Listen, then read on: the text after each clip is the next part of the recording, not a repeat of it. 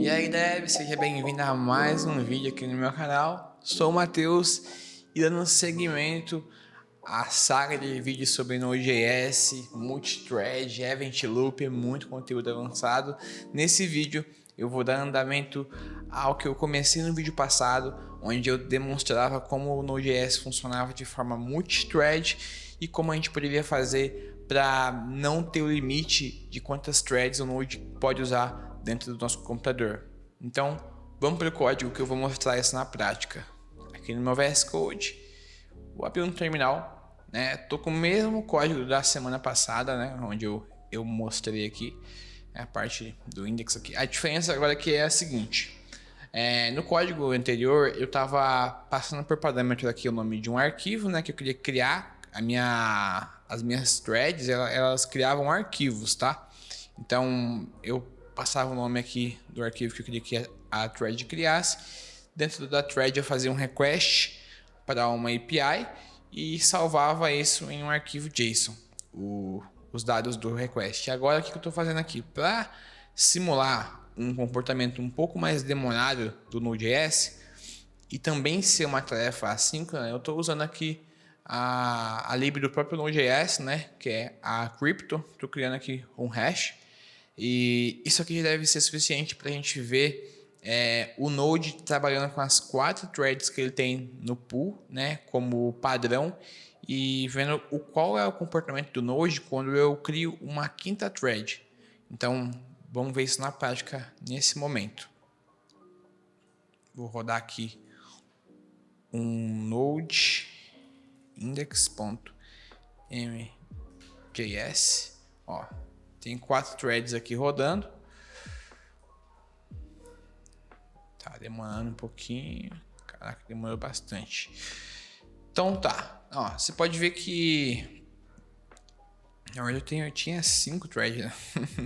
Mas ó, já demonstrei uma coisa que era para ser mostrada de forma bem clara até, ó.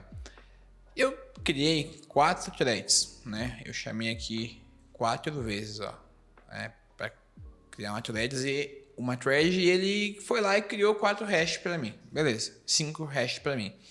Repare uma coisa que é muito doida, né? Eu até mostrei isso no vídeo passado.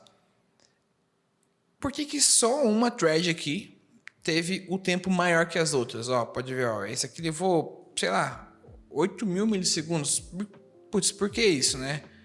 E aí se eu rodar com 4, repara que tipo, ó, se eu tirar uma thread aqui na hora que eu for chamar um arquivo, repara que o tempo das 4 vai ficar meio igual, ó. Não vai ter uma que foge tanto, ó. Todas ficou entre, ó, 4.000 milissegundos, né? Não tem nada muito anormal. Mas aí quando eu coloco uma 5ª thread para ser criada, olha que doido o que acontece. Ó, tá rodando, já levou mais tempo. Ó, teve uma aqui, ó, que fugiu, ó. Teve uma que sempre tem uma que ou ela vai ser muito rápida, é muito raro, na verdade, ser muito rápida, quase sempre vai ser muito lenta, e as outras vão executar um tempo comum, as outras 4, né? Quando eu tô falando de 5 aqui no caso. Por quê? Porque o Node.js, quando eu rodo aqui, né, o meu comando node index, ele tá criando um processo, né? Esse processo lá tá rodando também em uma thread do meu computador, né, em um core do meu CPU, né? Eu tenho lá um processador com, sei lá, com 8 núcleos, 8 cores, né? E o Node já pegou um para ele quando eu usei. E aí, por padrão também, né, o C++, a libuv, cria um pool de threads, igual eu falei no vídeo passado, com 4 threads. Já deixa no jeito lá para mim usar.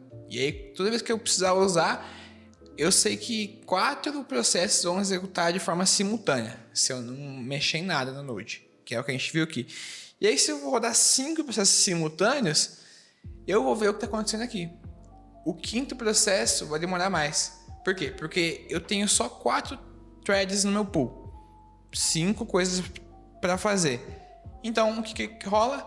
A 5ª coisa espera que alguma das 4 que foi criada antes termine. Então, olha o que vai rolar quando eu fazer a seguinte coisa. Setar aqui. Opa, deixa eu eu vou colar aqui um comando que é similar ao que a gente estava executando. Porém, eu vou setar uma variável de ambiente chamada UV_ThreadPoolSize em 100.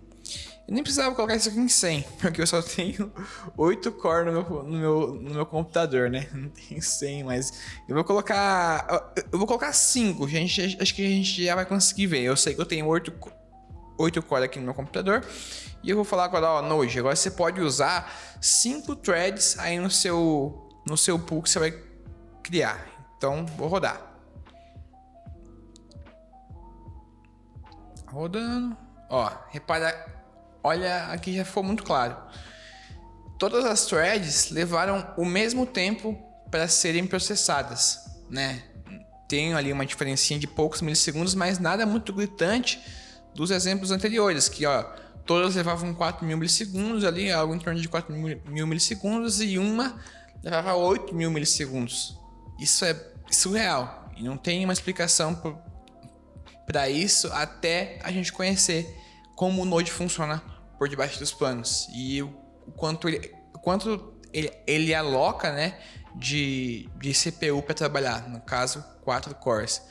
E aí eu setei aqui embaixo só para o Node usar 5 threads. Então, na teoria, né, se eu vier aqui agora e criar mais uma thread, então 6, né? Então eu tenho 6 coisas para fazer com apenas 5 threads lá no pool. Então vamos ver. A sexta thread deve levar mais tempo, né? Porque ela vai ter que esperar alguma das 5 ali terminarem. E é isso que acontece, ó. A maior parte não leva um tempo muito grande, né? Até deu uma oscilada aqui, né? Entre 5.000 milissegundos e 4.600. Mas sempre uma, né? Ela meio que vira um outlier ali. Ela sai bastante do tempo de execução das outras, ó, 6.000 milissegundos. Isso vai acontecer até você chegar no número máximo de threads que você pode usar no seu computador. No meu caso que eu posso pôr 100 aqui, mas eu tenho só 8, no Node só vai conseguir usar 8, né? Então, eu sei que 8 threads eu posso rodar simultaneamente aqui no meu computador, ó. Rodei 8, ó, agora rodou as 6, né? Todas praticamente ali com o mesmo tempo. E eu tenho aqui um slide que vai explicar bem como que isso funciona, né? Ó, falando um pouco mais do Node.js por debaixo dos panos, né? A libuv. O que tá rolando, né? Eu tenho as quatro tarefas ali que eu tinha no começo e eu tenho um computador que tem 8 cores, né? Um processador ali com 8 núcleos, vamos dizer, né? E por padrão aqui, o thread pool size, né? O tamanho do meu pool ali sempre vai ser 4. Se eu não mudar, sempre vai ser 4. Então, por mais que eu tenha mais que 4 tarefas para serem executadas, né, usando as threads, eu vou ter que esperar que uma das quatro termine para seguir com as outras. E o que rola, né? Ó, é o seguinte: eu tenho ali as 4 tarefas, vai uma para cada thread. Sucesso, roda em um tempo legal e eu tenho as 4 tarefas prontas quase que no mesmo tempo. Aí eu vou lá e agora eu tenho 5 tarefas e o meu thread pool size ainda continua 4. Repara que eu já consigo ver aqui o que vai rolar.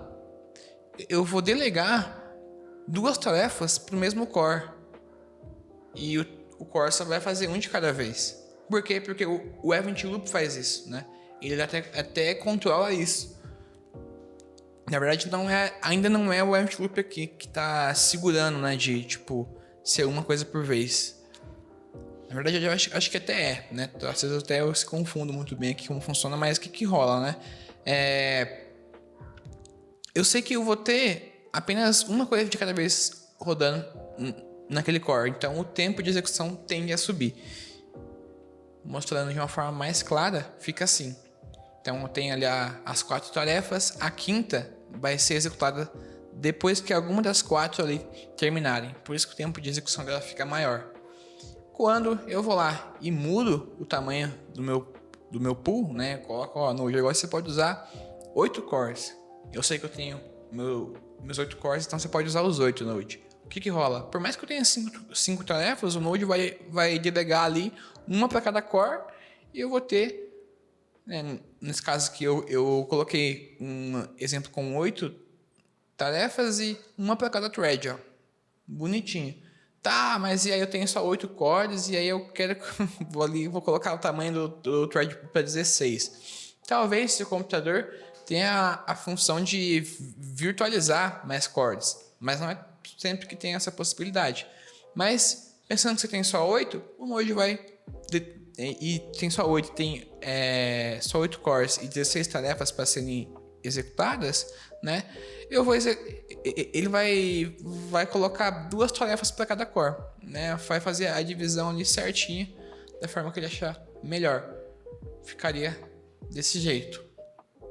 Acho que ficou bem claro agora que eu consegui sintetizar bem o que rola ali quando a gente altera o tamanho do thread pool no Node.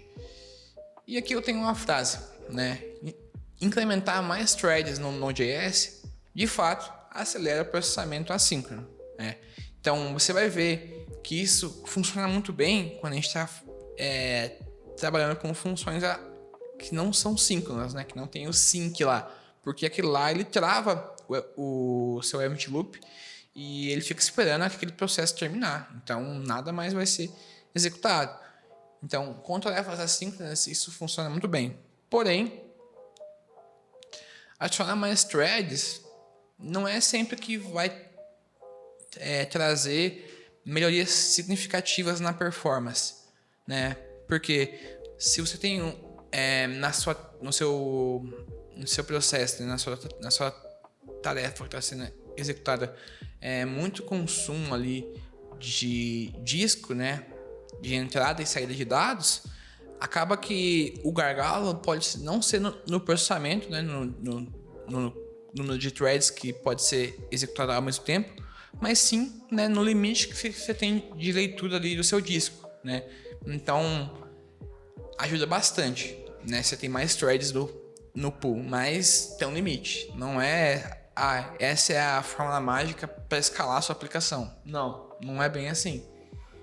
Eu acho que eu consegui trazer bem aqui esse conceito, né? Demonstrar de forma prática. No próximo vídeo eu vou trazer um conteúdo mais legal, também sobre Node.js e os conceitos mais avançados sobre ele, tentando trazer em uma linguagem mais simplificada. Se tem dúvida, comenta aí embaixo.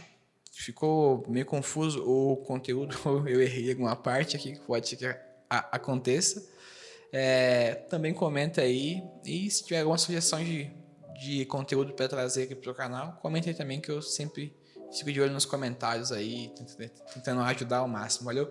Tamo junto, até a próxima. Valeu!